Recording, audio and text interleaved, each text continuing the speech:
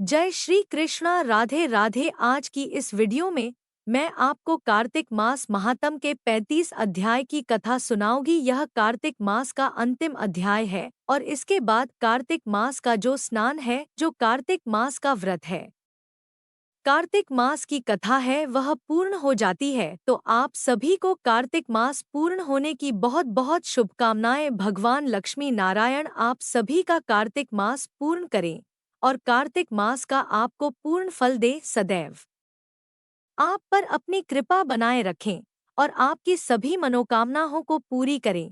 आज कार्तिक मास की पूर्णिमा है, तो ऐसे में जिन्होंने भी कार्तिक मास का व्रत किया है, स्नान किया है या कोई भी नियम लिया है, उन्हें आज के दिन कार्तिक मास के व्रत का उद्यापन करना चाहिए और उसके बाद अपनी सामर्थ्य के अनुसार दान दक्षिणा देकर ब्राह्मणों को भोजन कराकर भगवान से प्रार्थना करें कि हे भगवान, मैंने कार्तिक मास के व्रत किए थे और आपकी कृपा से मेरे ये व्रत पूर्ण हुए हैं, या जो भी आपने नियम लिया है उसका नाम ले और अब मैंने आपके कार्तिक मास के व्रत का उद्यापन कर दिया है। आप मुझ पर अपनी कृपा दृष्टि सदैव ही बनाए रखें।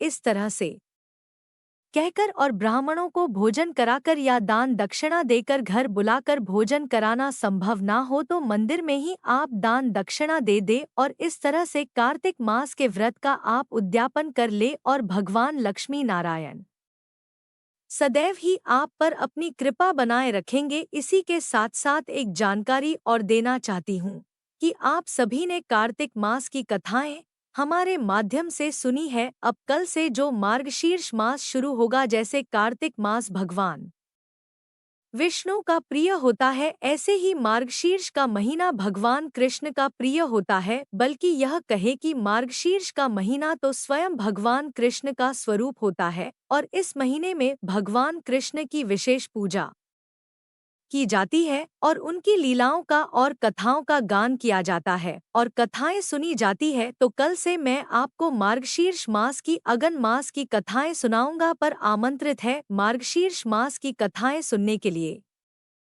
कथाएं सुने और पुण्य लाभ उठाएं। अब मैं आपको कार्तिक मास के 35वें अध्याय की कथा सुनाती हूँ। बोलिए विष्णु भगवान की जय हो। कथा सुनकर सभी ऋषि सूत जी से बोले, हे सूत जी, अब आप हमें तुलसी विवाह की विधि बताइए। तब सूत जी बोले कि कार्तिक शुक्ल नवमी को द्वापर युग का आरंभ हुआ है, अतः यह तिथि दान और उपवास में कर्म से पूर्वाहन व्यापिनी और अपराहन व्यापिनी हो तो सही होती है। इस तिथि को नवमी से एकादशी तक मनुष्य शास्त्रोक्त विधि से तुलसी के विवाह का उत्सव करें तो कन्यादान का फल प्राप्त करता है। पूर्व काल में कनक की पुत्री किशोरी ने एकादशी तिथि में संध्या के समय तुलसी की वैवाहिक विधि संपन्न की थी। इससे वह किशोरी वैधव्य दोष से मुक्त हो गई थी। अब मैं आपसे उसकी विधि बताता हूँ। 1 तोला स्वर्ण की भगवान विष्णु की सुंदर प्रतिमा तैयार कराएं। अपनी शक्ति के अनुसार आधे या चौथाई तोले की प्रतिमा भी बनवा ले और फिर तुलसी और भगवान विष्णु की प्रतिमा में प्राण प्रतिष्ठित करके षोषो उपचार से पूजा करें। पहले देश काल का स्मरण करके गणेश पूजन करें और फिर पुण्य वाचन कराकर नामदी श्राद्ध करें। इसके बाद वेद मंत्रों के उच्चारण और बाजे आदि की ध्वनि के साथ भगवान विष्णु की प्रतिमा को तुलसी जी के निकट लाकर रखें और प्रतिमा को वस्त्रों से आच्छादित करें।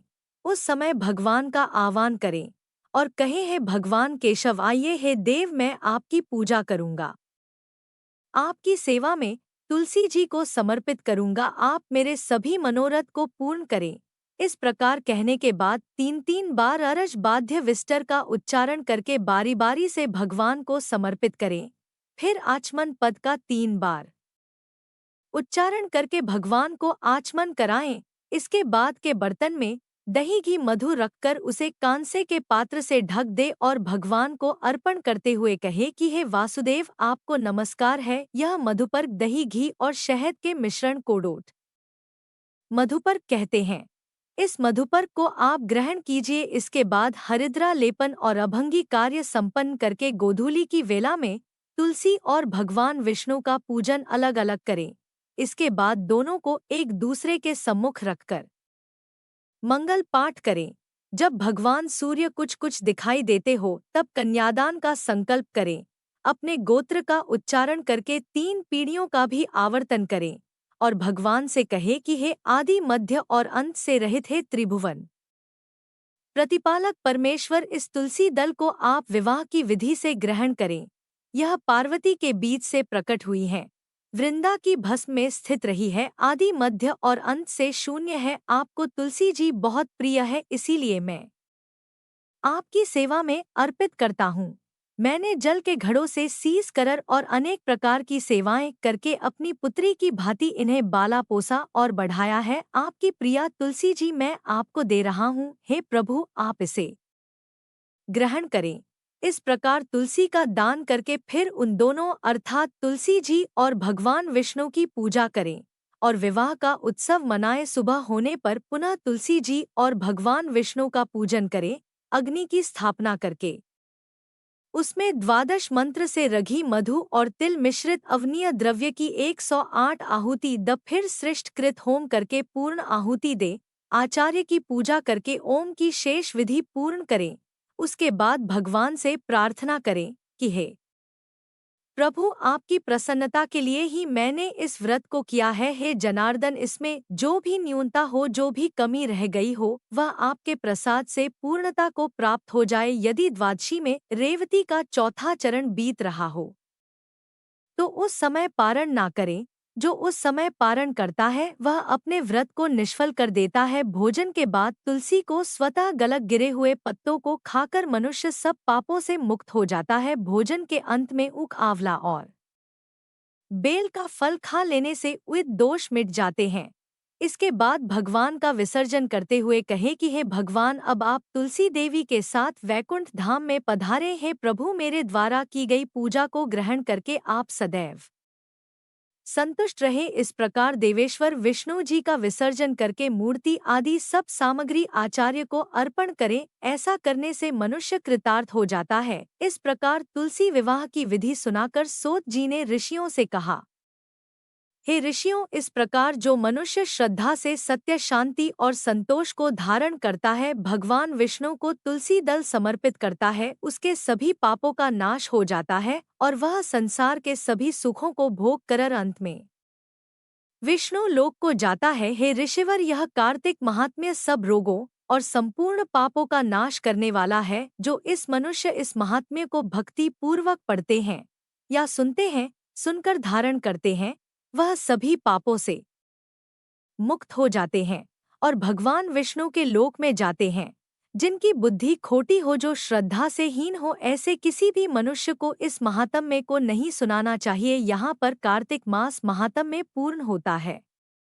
बोलिए विष्णु भगवान की जय हो, लक्ष्मी माता की जय हो, तुलसी माता की जय हो। कार्तिक स्नान की कहानी। किसी गांव में एक बुढ़िया माई रहती थी। बुढ़िया माई बड़ी ही धार्मिक प्रवृत्ति की थी, व्रत पूजा बहुत करती थी, दान पुण्य करती थी। धन से तो गरीब थी पर दिल की बड़ी अमीर थी। जितना हो सकता था सबकी मदद करती थी। बस यही बात उसके बेटा और बहू को अच्छी नहीं लगती थी। अपने पास तो रहने खाने को कुछ है नहीं, दूसरे की मदद करो, इसी बात से दोनों बेटा बहू उससे नाराज रहते थे। बुढ़िया माई कार्तिक के महीने में सुबह सवेरे उठकर स्नान करती और भगवान की पूजा करती। आया कार्तिक का महीना तो बुढ़िया माई रोज सुबह तारों की छाव में उठने लगी, भगवान की पूजा करने लगी, कार्तिक का स्नान करने लगी। कार्तिक का स्नान करती, कार्तिक की कहानियां पढ़ती, तुलसी माता की पूजा करती। बस इसी बात पर बेटा बहू उससे चिढ़ गई। एक दिन बेटा अपनी माँ से बोला, माँ सारी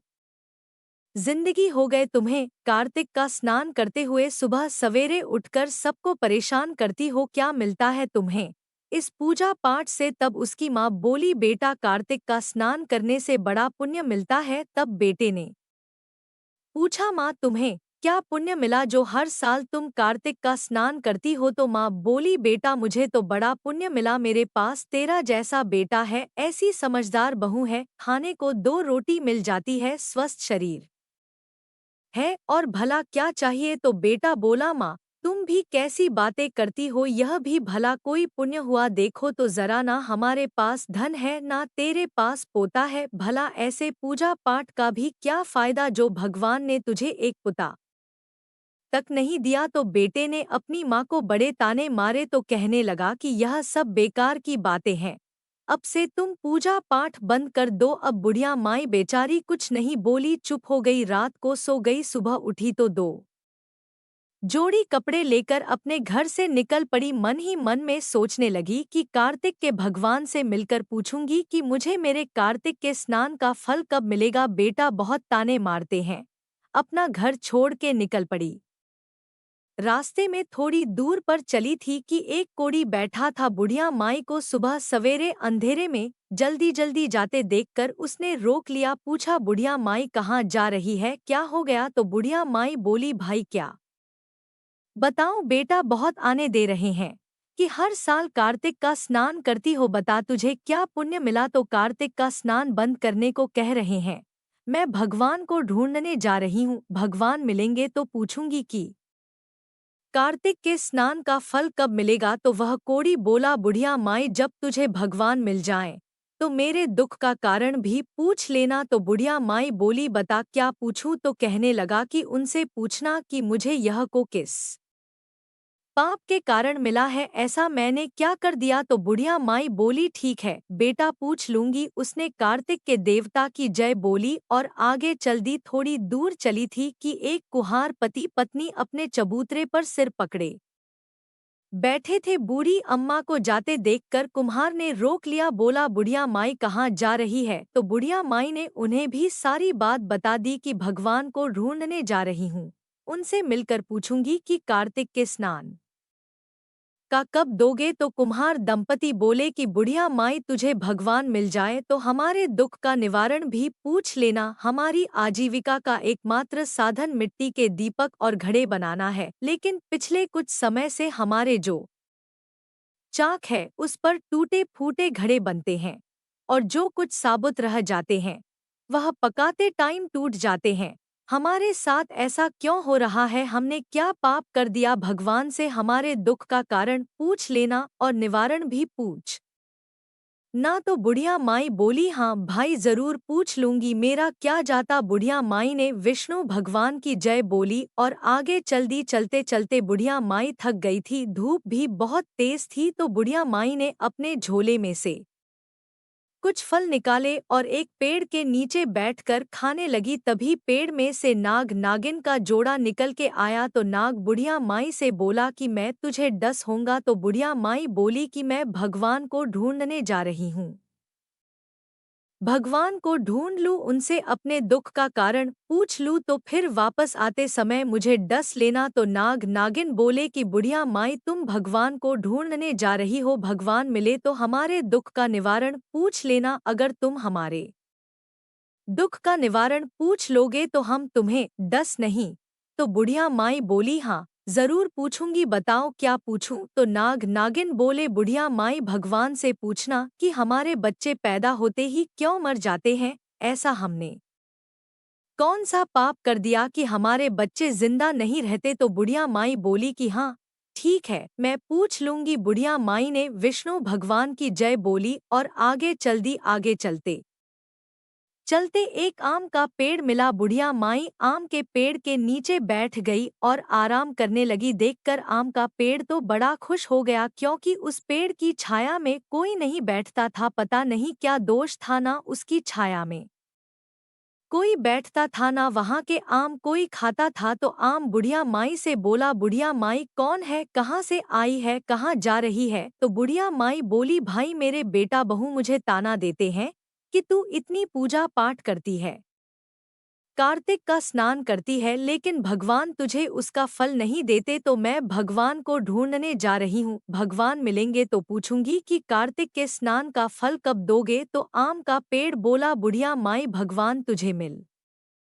जाए तो मेरे दुख का निवारण भी पूछ लेना। बुढ़िया भाई बोली, हाँ भाई पूछ लूंगी, बता क्या पूछना है? तो आम का पेड़ बोला कि भगवान से पूछना कि कोई भी मेरे पेड़ की छाया में नहीं बैठता, कोई भी मेरे फल नहीं खाता, मेरे तो आम भी बड़े कड़वे हैं। ऐसा मैंने कौन सा पाप किया कि मुझे सजा मिल रही है? देखो तो जरा मुझ पर कितने आम लटक रहे हैं और इनके बोझ से मैं दबा जा रहा हूँ, लेकिन कोई भी मेरे पेड़ से आम नहीं तोड़ता ना खाता है। तब बुढ़िया माई बोली कि ठीक है, मैं भगवान से मिलूंगी तो तुम्हारे दुख का निवारण भी पूछ लूंगी। बुढ़िया माई आगे चल दी। चलते चलते रात हो गई थी, अंधेरा होने लगा, सामने घना जंगल था। बुढ़िया माई को डर भी लगा, पर वह तो भगवान को ढूंढने निकली थी, मन में पक्का निश्चय करके निकली थी, इसीलिए रुकी नहीं, चलती रही। जंगल में जाने ही वाली थी, तभी एक साधु बाबा आए, पूछने लगे, बढ़िया माई कहाँ जा रही है, देखती नहीं सामने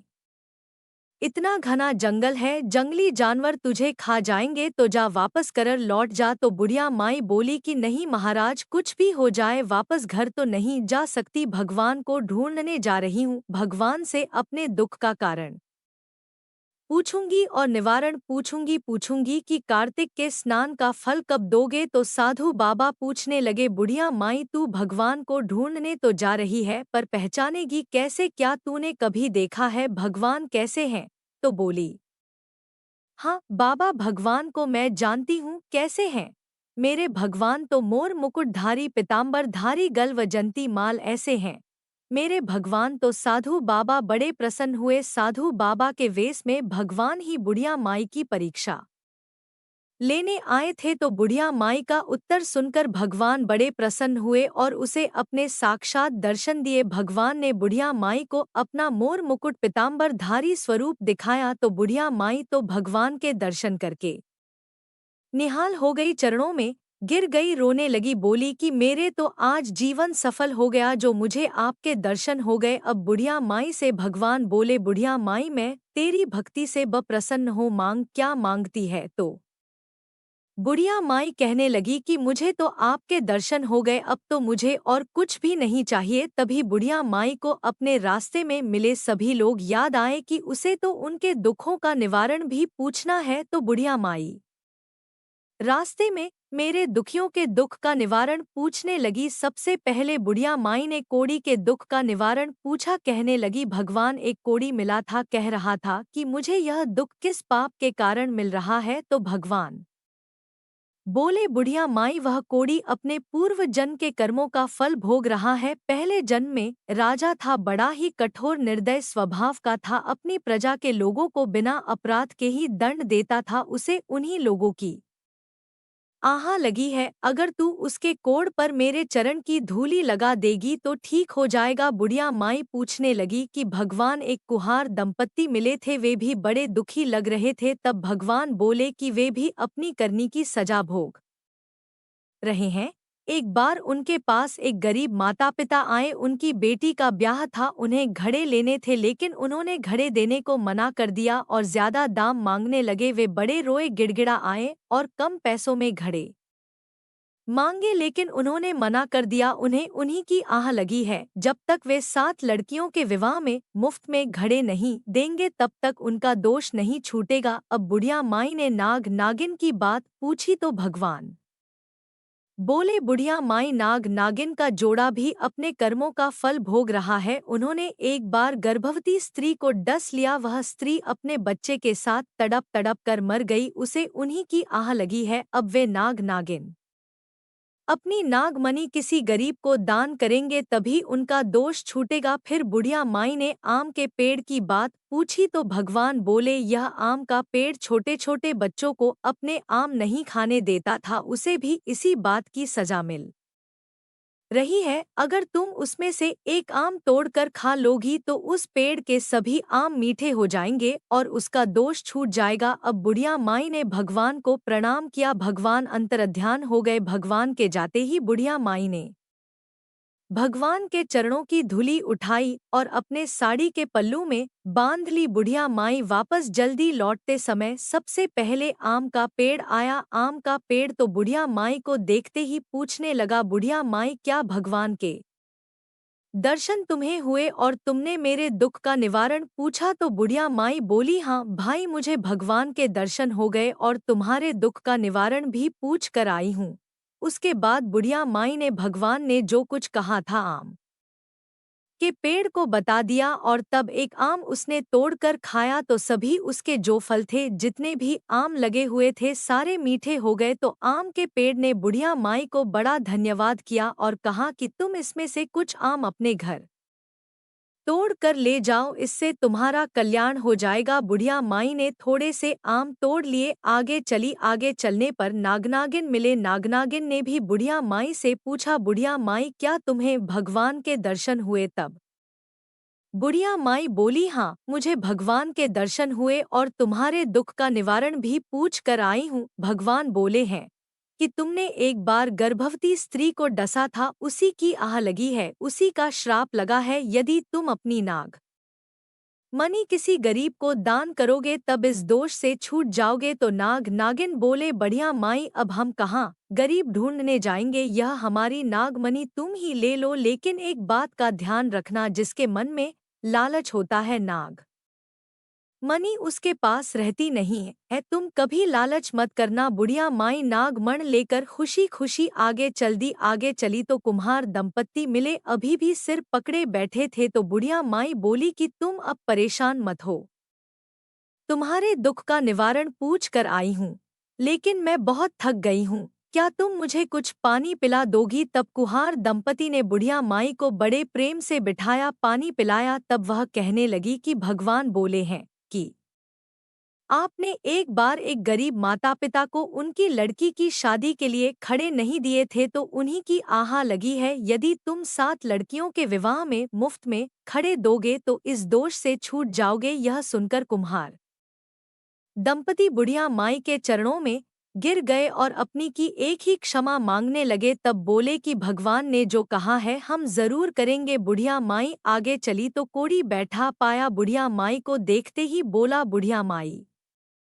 तुम आ गई, क्या तुम्हें भगवान के दर्शन हुए? क्या तुमने मेरे दुख का निवारण पूछा? तो बुढ़िया माई बोली, हाँ भाई, भगवान के दर्शन भी हुए और तुम्हारे दुख का निवारण भी पूछ कर आई हूँ। भगवान बोले हैं कि तुम अपने पहले के जन्म के पापों को भोग रहे हो, तुम्हें तुम्हारे कर्मों की सजा मिल रही है। पहले के जन्म में तुम राजा थे और तुम अपनी प्रजा को बेकार में दंड देते थे, तुम्हें उन्हीं की आह लगी है। उसके बाद बुढ़िया माई ने भगवान के चरणों की धूली कोड़ी के शरीर पर लगा दी। जैसे ही भगवान की चरणों की धूली उसके शरीर पर लगी, उसका सारा कोढ़ ठीक हो गया। चलते चलते बुढ़िया माई अपने घर आ गई। घर आकर देखा तो बेटा बहू दरवाजे पर खड़े थे। आते ही बोले, माँ तुम कहाँ चली गई थी? तुम्हें हमारी बात का इतना बुरा लग गया कि तुम घर छोड़कर चली गई? तो बोली, ना बेटा, मैं तो भगवान को ढूंढने गई थी। उसने गई थी कि मेरे कार्तिक का स्नान का फल कब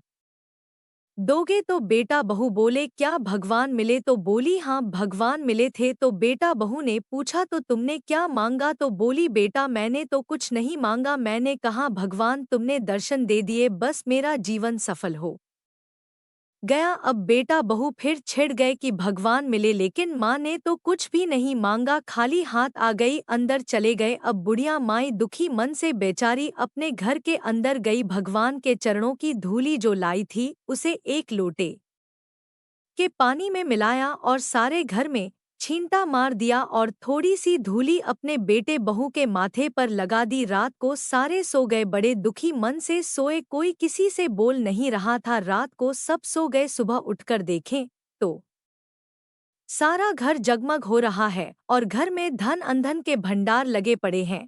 जो छोटी सी झोपड़ी थी वो बड़ा महल बन गई है। तो बेटा बहू देख के हैरान, बोले यह क्या है? तो भागे भागे गए अपनी माँ के पास, बोली यह क्या है? तो माँ ने कहा कि बेटा भगवान के चरणों की धूली लाई थी, उसी का छींटा सारे घर में मारा था। भगवान की दया हुई है, कार्तिक के भगवान हमारे पे टूटे हैं।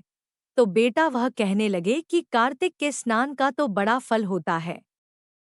तो बुढ़िया माई बोली, हाँ मैं ना कहती थी कार्तिक के स्नान का बड़ा फल होता है। उसके बाद बुढ़िया माई ने अपने साथ जो आम लाई थी बहू को खाने को दिए। अब जैसे ही बहू ने आम खाया उसके तो गर्भ रह गया। अब बुढ़िया माई तो कार्तिक के भगवान का बार बार धन्यवाद करने लगी है, भगवान आप जैसे आपने मुझ पर कृपा की वैसे ही कार्तिक का स्नान करने वाले सब पर कृपा करना, सबके कार्तिक का स्नान का फल देना, सबकी मनोकामना पूरी करना। जैसे जिसके मान में कामना हो उनको सबको पूरी करना, कहते सुनते हुंकारा भरते सबकी इच्छाएं पूरी करना। बोलिए कार्तिक के देव की जय हो, विष्णु भगवान की जय हो। अब सुनते हैं कार्तिक मास के अंतिम 5 दिन में सुनी जाने वाले पंच बिक्कू की कहानी पुन्नो नहाई पड़वा नहाई पांच रतन पंच तीरथ पंच बकम नहाई एक टका मेरी काठ में हे मेरे रघुराई आधे का लाई आंवला आधे की राई राई दामोदर सांवला जिसने सृष्टि रचाई राजा के घर उतरी पुत्री बन आई राजा लाया बहा के रानी बन आई चार चक्कर चार मक्कर चार दिए की लो मैं तुमसे पूछूं कृष्ण जी कब निस्तारा होए जब आएगा कार्तिक का महीना तब निस्तारा होए जब आएगा कार्तिक का महीना तब निस्तारा होए।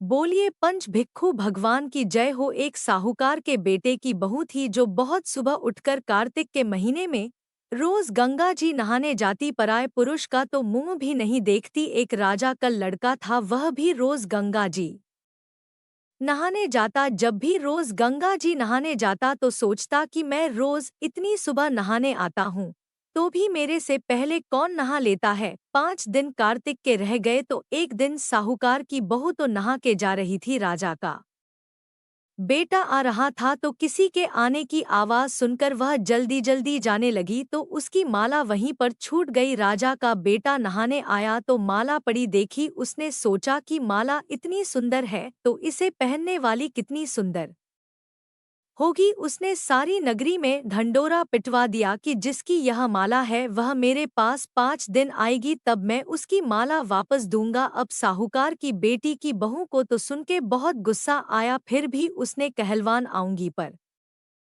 किसी को साख भरने के लिए बिठा देना। साख भरना मतलब गवाही देना, किसी को गवाही देने के लिए बिठा लेना। अब राजा तो गंगा जी पर बिछावन करके एक तोते को पिंजरे में टांग के बैठ गया कि वो आएगी बहू तो मैं उससे मिलूंगा। तो बहू सुबह सुबह आई। उसने पहली पेड़ी पर पैर रखा और भगवान से प्रार्थना करके बोली, हे कार्तिक के ठाकुर, हे राय दामोदर, पांचों पांडु, छठो नारायण, हे भीष्म राजा, मैं सत की हूँ तो मेरा सत रखना, मेरी सहायता करना। उसे नींद आ जाए तो राजा के बेटे को नींद आ गई, वह सो गया तो बहू आई और नहा धोली और फिर जाने लगी तो तोते से बोली, तोते मतलब सुआ से बोली, सुआ सुआ सटा गलघा लूंगी हार साख भरिए मेरे बीरा। तो उसने कहा कि भाई मैं आई थी मेरी गवाही कर देना। तो तोता बोला कि कोई वीर भी साख पड़ता है। तो वह कहने लगी, सुआ सुआ सुटा पगधा लूंगी नेवर साख भरियो मेरे देवर। तो तोता बोला कि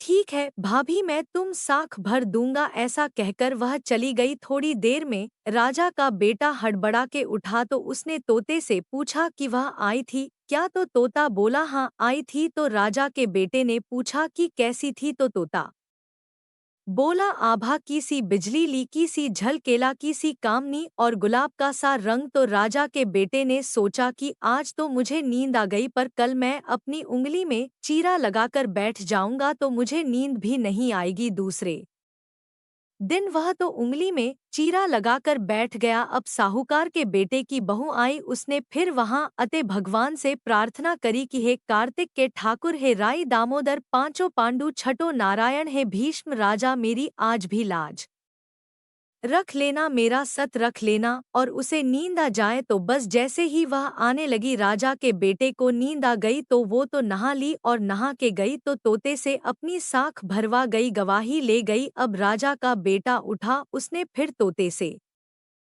पूछा कि आई थी क्या। तो तोते ने तो कल के जैसा ही जवाब दे दिया कि हाँ आई थी। अब राजा के बेटे ने सोचा कि 2 दिन तो निकल गए, अब तीसरे दिन तो मैं आंखों में मिर्च डाल के बैठूंगा। तीसरे दिन आंखों में मिर्च डाल के बैठ गया। सारी रात हाय हाय करता रहा। अब बहू आई तो उसने फिर भगवान से प्रार्थना करी, हे कार्तिक के ठाकुर, हे राय दामोदर, पांचों पांडु, छठो नारायण, हे विषम राजा, मेरे साथ सतक लेना। तो जैसे ही उसने प्रार्थना कि उसे तब फिर नींद आ गई। वह नहाई धोई और तोते से साग भरा के चली गई। राजा के बेटे ने सोचा कि 3 दिन निकल गए बेकार, कल तो मैं कांटों की सेज बिठाकर बैठूंगा। तो वह कांटों की सेज बिछाकर बैठ गया। पूरी रात हाय हाय करता रहा, ना बैठा जाए ना खड़ा हुआ जाए। लेकिन जब वह आई तो उसने प्रार्थना की, उसे फिर नींद आ गई। वह तो प्रार्थना करके नहा के धो के धोते से अपनी गवाही लेकर चली गई। 5वें दिन तो राजा आग जलाकर उसकी राख पर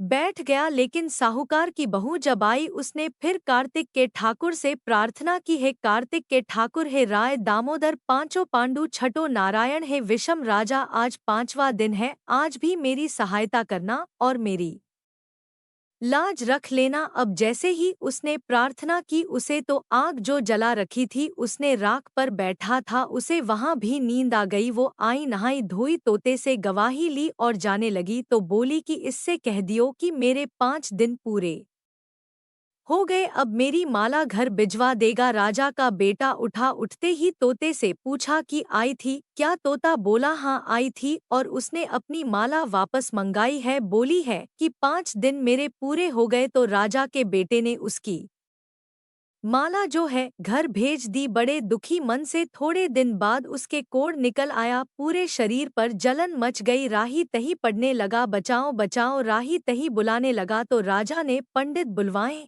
कैसे हो गई? तो पंडित बोले कि यह तो कोई पतिव्रता स्त्री का पाप लगा है, उस पर बुरी नजर रखता था, इसी कारण पूरे शरीर में कोढ़ निकल गया है। तो राजा ने पूछा अब कैसे ठीक होगा? तो पंडित बोले कि अगर यह उसे धर्म की बहन बना ले और उसके नहाए हुए जल से नहा ले तो उसका यह जलन कोढ़ सब ठीक हो जाएगा। अब तो राजा साहूकार के घर पहुंचा और साहूकार से बोला कि यह माला है तुम्हारी बहू की और तुम्हारी बहू गंगा पर भूल गई थी, उसे दे देना और कह देना कि अपने नहाए हुए जल से मेरे बेटे को नहला देगी। तो साहूकार बोला कि मेरी बहू तो पराये पुरुष का मुंह भी नहीं देखती, तुम एक काम करो, अपने बेटे को इस नाली के नीचे बैठा दो, जब बहू नहाएगी तो उसके ऊपर अपने आप ही पानी पड़ जाएगा। अब राजा ने अपने बेटे को नाली के नीचे बैठा दिया, बहू नहाई तो उसका जल उसके ऊपर गिरा तो राजा के बेटे की तो काया कंचल सी हो गई। है कार्तिक के ठाकुर, हे राई दामोदर, हे पंचभूदेवता, जैसे साहूकार की बहू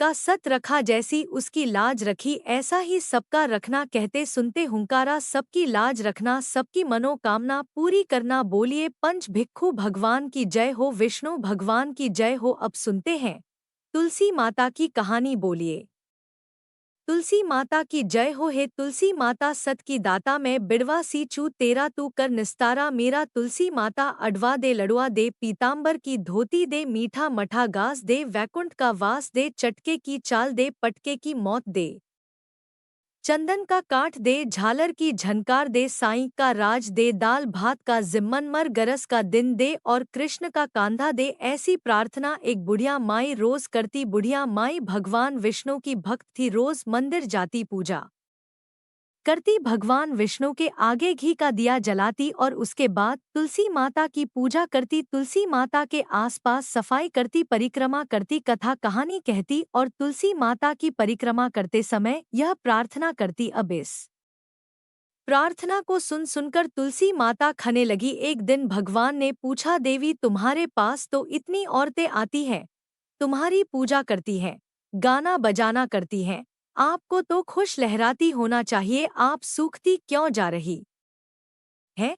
तब तुलसी माता कहने लगी, बस भगवान मेरे मन की मत पूछो। अब भगवान हंसने लगे और बोले, मैं नहीं पूछूंगा तो कौन पूछेगा? देवी बताओ तुम क्यों सूखती जा रही हो? तब तुलसी माता कहने लगी, हे प्रभु आप जो कुछ कहो वो सब सच है, मेरे पास तो बहुत सारी औरतें आती हैं, गाती बजाती हैं, मेरा तो मन लगा रहता है, लेकिन एक बुढ़िया माई आती है और रोजाना कहती है, हे तुलसी माता सत की दाता, मैं बिड़वा सी चू तेरा तू कर निस्तारा मेरा।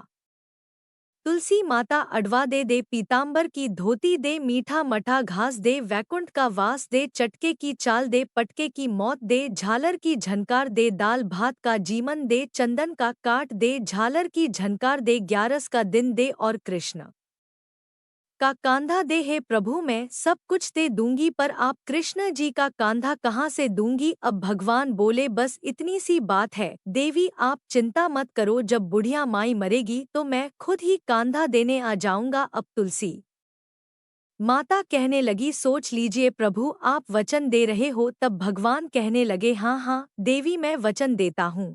एक दिन की बात है, बुढ़िया माई मंदिर से पूजा पाठ करके वापस आ रही थी, रास्ते में ठोकर लगी और ठोकर लगते ही गिर पड़ी। गिरते ही बुढ़िया माई के प्राण निकल गए। बुढ़िया माई को गिरते देखा तो आसपास के लोग आ गए, बुढ़िया माई को उठाने लगे। देखा तो बुढ़िया माई तो मर चुकी थी, लेकिन उन्होंने कितनी भी कोशिश कर ली, बुढ़िया माई को उठा ही नहीं पाए। तब सभी लोग आपस में चर्चा करने लगे कि हम तो सोचते थे बुढ़िया माई बड़ी धार्मिक है, बहुत पूजा पाठ करती है, लेकिन लगता है यह तो पापनी थी, तभी तो इतनी भारी हो गई है कि किसी के उठाए नहीं उठ रही। धीरे धीरे वहां पर भीड़ जमा होने लगी और सभी लोग बुढ़िया माई के बारे में ऐसी बातें करने लगे। अब इन बातों को जब तुलसी माता ने सुना तो उन्हें बहुत दुख हुआ, क्योंकि बुढ़िया माई तो बड़ी धार्मिक थी, पूजा पाठ भी करती थी, सच्चे मन से भगवान की पूजा करती थी। उन्होंने मन ही मन भगवान को याद किया, हे प्रभु, आपका वचन निभाने का समय आ गया। तुलसी माता बुलाती और भगवान ना आते, ऐसा तो हो नहीं सकता। भगवान तुरंत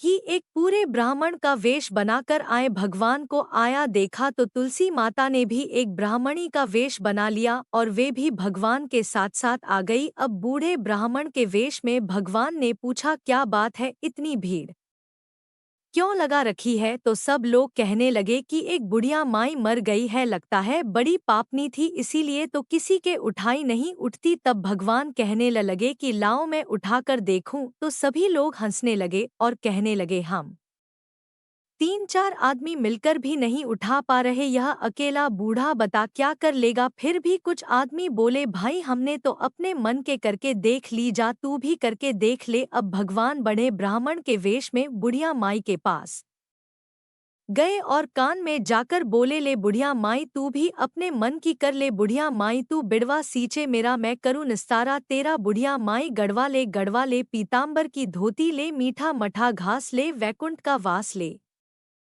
चटके की चाल ले और पटके की मौत ले, चंदन का काट ले, झालर की झनकार ले, साई का राज ले, दाल भात का जिम्मल ले, 11 का दिन ले और कृष्ण का कांधा ले। बस इतनी सी बात सुननी थी कि बुढ़िया माई तो फूलों सी हल्की हो गई और भगवान बुढ़िया माई को अपने कंधे पर ले गए। बुढ़िया माई की मुक्ति हो गई है। तुलसी माता, जैसे आपने बुढ़िया माई की मनोकामना पूरी की, जैसे उन्हें मुक्ति दी, ऐसे ही सबकी मनोकामना पूरी करना, सबके घर में खूब सुख शांति देना, खूब धन संपत्ति देना। बोलिए तुलसी माता की जय हो। अब सुनते हैं कार्तिक के शुक्रवार की कहानी। किसी गांव में एक बुढ़िया माई अपनी बहू के साथ रहती थी। बुढ़िया माई का बेटा तो शहर में रहता था, महीने 2 महीने में घर आता था। बुढ़िया माई बहुत धर्म कर्म वाली थी, पूजा पाठ बहुत करती थी, शुक्रवार भगवान की पूजा करती थी। शुक्रवार की मूर्ति को सिंहासन पर बैठा नलातीम पुथुर ने शुक्र भगवान की पूजा नहीं की।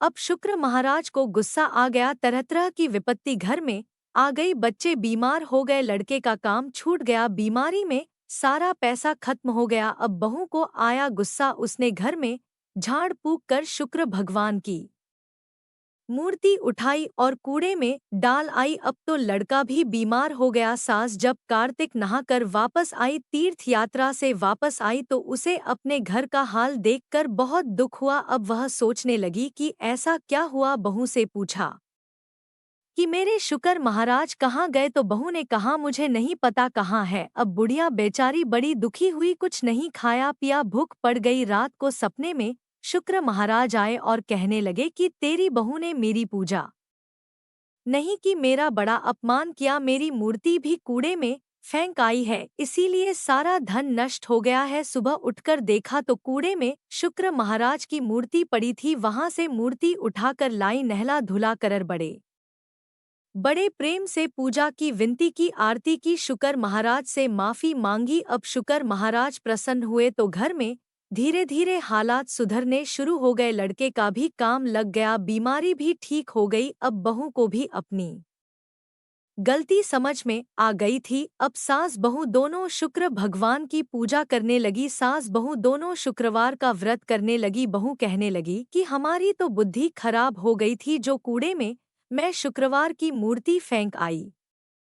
तो सास बोली, है शुक्रवार महाराज, जैसे मेरे बेटा बहू से रूठे हो, ऐसे किसी से भी मत रूठना। जैसे सास पर आपने अपनी कृपा की, ऐसे ही सब पर करना। कहते सुनते हुंकारा भरते सब पर अपनी कृपा बनाए रखना। बोलिए शुक्र भगवान की जय हो। एक तपसी था और एक लपसी था। तपसी तो भगवान की तपस्या करता और लपसी रोज सवा शेर की लापसी बनाता, भोग लगाता, घट बजाता और जीम लेता। एक दिन दोनों में झगड़ा हो गया। तपसी बोला कि मैं बड़ा हूँ। लपसी कहने लगा कि नहीं, मैं बड़ा हूँ।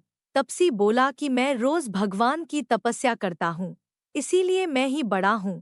लपसी बोला कि मैं रोज भगवान को सवा शेर की लापसी का भोग लगाता हूँ, इसीलिए मैं बड़ा हूँ। दोनों आपस में झगड़ रहे थे। नारद जी वहां से गुजरे तो दोनों को झगड़ते देखा। पूछने लगे कि क्यों झगड़ रहे हो। तब दोनों ने अपनी अपनी बात कह दी। नारद जी बोले कि तुम लोग आपस में झगड़ा मत करो, तुम में से कौन बड़ा है, इस बात का फैसला मैं कर दूंगा। अगले दिन सुबह सुबह तपसी और लपसी दोनों नहा कर आ रहे थे। नारद जी ने दोनों के रास्ते में सवा सवा करोड़ की अंगूठी रख दी। तपसी ने अंगूठी देखी तो उसने तुरंत उठा ली। इतनी कीमती अंगूठी देखकर उसके मन में लालच आ गया। सोचने लगा कि बड़ी कीमती अंगूठी है, इसे बेचूंगा, बहुत सारे पैसे मिलेंगे, उन पैसों से एक बहुत बड़ा यज्ञ करूंगा और अपने आप को बड़ा साबित कर दूं। उधर लपसी ने अंगूठी देखी तो सोचने लगा, अरे किसी की कीमती अंगूठी गिर गई है, लेकिन उसने अंगूठी को हाथ तक नहीं लगाया। सोचने लगा कि कहीं मैंने उठा ली तो चोर डाकू मेरे पीछे पड़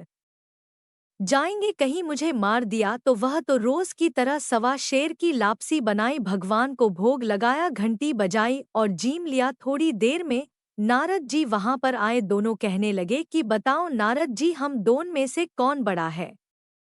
तो नारद जी बोले कि दोनों खड़े हो जाओ। दोनों खड़े हो गए। जैसे ही दोनों खड़े हुए, तपसी के पैर के नीचे से अंगूठे निकली जो उसने तपस्या करते टाइम अपने पैर के नीचे छुपा ली थी। तो नारद जी तपसी से बोले कि इतनी तपस्या कर ली तूने, पर तेरे मन का लालच अभी तक नहीं गया। जा, अब तुझे तेरी तपस्या का भी कोई फल नहीं मिलेगा। इतना सुनना था कि तपसी तो जोर जोर से रोने लगा। रोते रोते नारद जी के पैरों में गिर गया। बोला, महाराज दया करो और बताओ कि मुझे मेरी तपस्या का फल कैसे मिलेगा। तब नारद जी बोले कि जो अपने घर में गाय कुत्ते की रोटी नहीं बनाएगा तो उसकी तपस्या का फल तुझे मिल जाएगा। दीवा जलाकर हाथ नहीं जोड़ेगा, ब्राह्मण को रोट भोजन कराकर दक्षिणा नहीं देगा, तब उसकी तपस्या का फल तुझे मिल जाएगा। साड़ी देकर भट नहीं देगा तो उसकी तपस्या का फल तुझे मिल जाएगा। जो सारी कहानी कहकर तेरी कहानी नहीं कहेगा, तब उसके सारे पुण्य सारे फल तुझे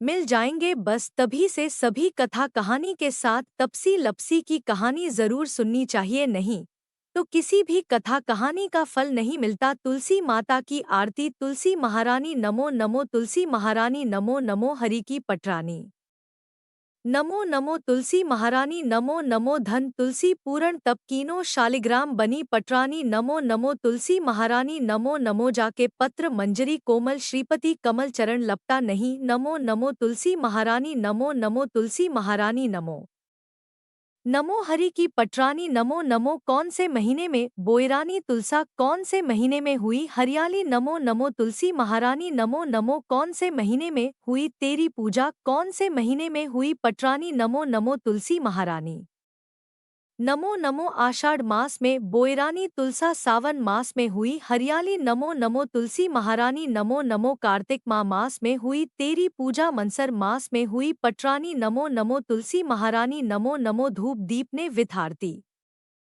पुष्पन की वर्षा बरसानी नमो नमो, तुलसी महारानी नमो नमो। 56 भोग 3600 व्यंजन बिन तुलसी हरि एक न मानी नमो नमो, तुलसी महारानी नमो नमो। जो कोई तुलसा जी को सवेरी गाए, श्री कृष्ण के दर्शन पाए नमो नमो, तुलसी महारानी नमो नमो। जो कोई तुलसी जी को दोपहर को गा, खीर खांड के भोग लगाए नमो नमो, तुलसी महारानी नमो नमो। जो कोई तुलसी माँ को शाम को गाए, श्री कृष्ण जी की आरती उतारे नमो नमो, तुलसी महारानी नमो नमो। जो कोई तुलसी जी को रात में गाए, श्री श्री कृष्ण जी के चरण दबाए नमो नमो, तुलसी महारानी नमो नमो। सभी सखी मैया तेरो यश गावे, भक्ति दान दीजो महारानी नमो नमो, तुलसी महारानी नमो नमो। हरि की पटरानी नमो नमो, तुलसी महारानी नमो नमो। बोलिए तुलसी माता की जय हो, विष्णु भगवान की जय हो, लक्ष्मी माता की जय हो।